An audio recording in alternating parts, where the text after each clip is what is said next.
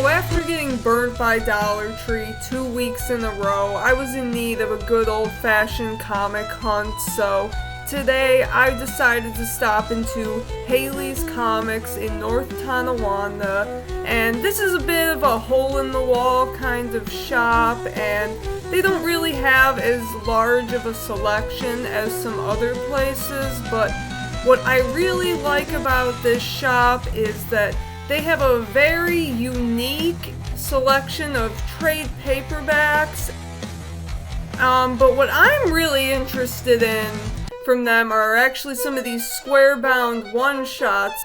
There were a bunch of those 80th anniversary Joker covers, and I definitely had to pick up one of them. There's another one I might go back for.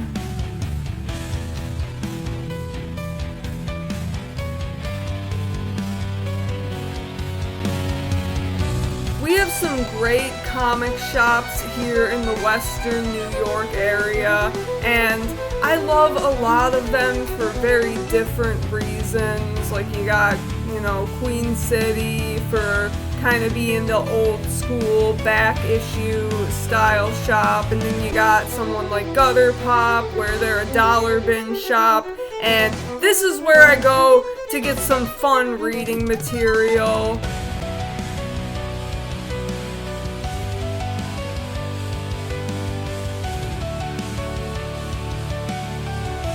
I picked up a full run of Superman for All Seasons here a few months back for Luke because he's been getting into Superman. He really, really loved that story, so I was glad I was able to find that in a full run.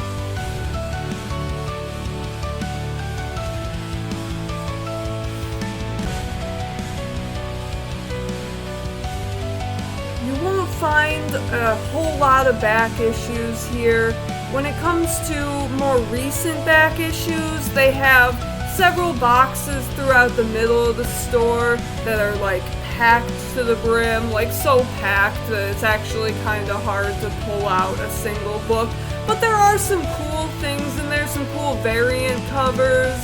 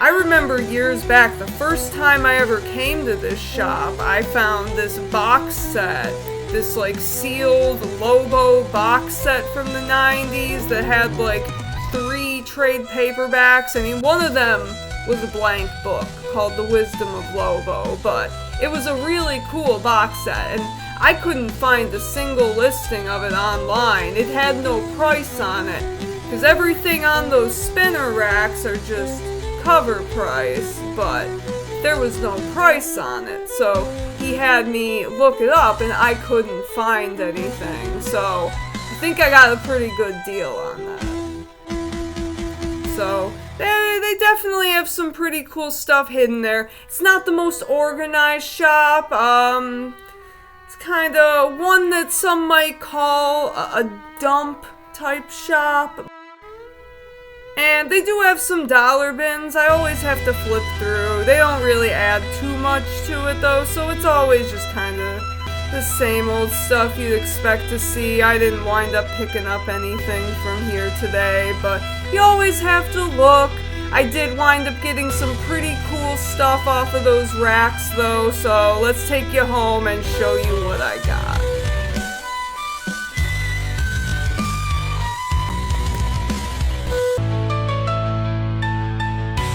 So before I get into sharing the comics, I actually made a quick stop into Target and I found something I've been looking for a while. It was just tucked away behind a bunch of Funko Pops, and it's the Dawn of DC Red Hood Outlaw look, and I absolutely love this. I've been looking for one for a while, so I was really happy to be able to snag this. I love the metallic look of his mask there, and I do have a few other Red Hood figures, so I definitely want to make a little spot for him in this room somewhere. I'm so particular about things, so I'm still trying to figure out what I'm going to do with everything, but Red Hood is definitely getting his own spot, and so I freaked out a little bit. I didn't get any footage in Target, unfortunately. My phone was completely dead, but I was so happy to find that. And in the clearance section, there was actually a bunch of Funko Pops, and they were all Marvel, which is just kind of funny considering those little jokes I made in Ollie's in my recent video. I really wish I could have recorded it just to get a little bit of a snarky joke in there, but anyways, let's get into the comics. So, as you saw, Halley's Comics is a bit of a smaller shop. They're kind of more a hole-in-the-wall kind of place, and you won't expect to find a huge variety of back issues there like at Queen City. But what they do have that I really like when I go there is they have a huge variety of trade paperbacks, and a lot of it is out of print, stuff that you normally find upcharged on eBay, and they sell it for cover price unless if it's discounted. Some of it is marked down. So I went in there today and I was looking for a few new releases, and they didn't really have some of the stuff I was looking for, but I did pick up a couple things that I missed out on, as well as a few things from those trade paperback racks. I didn't actually get any trades. I got more like square-bound one-shots, so I'm going to show you. They had a bunch of the Joker 80th anniversary 100-page specials, and there were a bunch of different variant covers released, and there were quite a few different ones, but of course I love Lieber Mayho, so the one that I wanted was this one right here. This is the 2000s variant, and that is just an absolutely awesome cover. So I was so happy to be able to snag that. And yeah, there were quite a few. There were like 4 or 5 different covers, but yeah, this is definitely the one that I wanted the most, so that's cool. And then I actually got a couple Superman Elseworlds one-shots. I love collecting Elseworlds. My collection is getting pretty complete at this point. I still have quite a few to go, but I have good chunk of the Batman, fair bit of Superman, and kind of working my way through everything else. But I found 2 that I did not have, and I believe they're $5 cover price, so that's what I paid for them. And one of them right here is Superman, A Nation Divided. It looks like a Civil War kind of story, so that's cool. I always really love war history, so that'll be awesome. And then the next up, we have War of the Worlds, and you see you got a bit of a golden age look for Superman, and that's really cool. The only thing that would make it better is if Orson Welles did an audiobook version, but either way, awesome to add these 2 to the Elseworlds collection. Can't wait to complete that run, even though now it's going on again, so I guess that's even more awesome for me. But continuing into the newer releases I picked up, we only have 3 of them. So, bit of a shorter haul today, but all really cool stuff. And so first off, we have Redcoat number 7, and I just absolutely love Redcoat. Everything Ghost Machine's doing is really cool, but I especially really liked this black cover here, and it's really cool because there actually is no ad on the back of this book, and it's just an all-around black cover, which is really sick. Really stands out to me, and yeah, red coat. And continuing with the Ghost Machine trend, we have Rook Exodus number 6.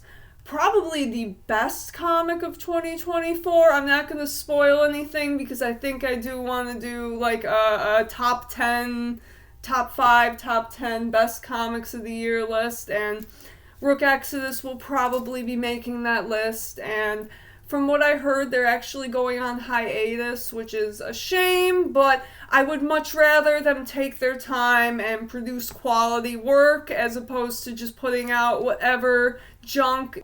New Comic Book Day already has so much junk that's just shit out to fill the shelves. So I love Rook Exodus, and I want to see the best that they can give us. So however long they need to take to continue the series, that's fine with me. But right here we have Rook Exodus number 6. And once a trade paperback comes out, maybe I'll go through and do like a bit of a review just in case if anyone out there hasn't checked it out. That might be a good opportunity to get on it. I think this is going to be something really cool. Out of all the Ghost Machine titles, that one seems to be getting the most buzz, and they're taking a bit of a break from it, and I think that they have big plans for it. That's just me and my little theory speculation, but I think that there are some big things planned that might be taking some time. So I'm really excited to see where they go with it.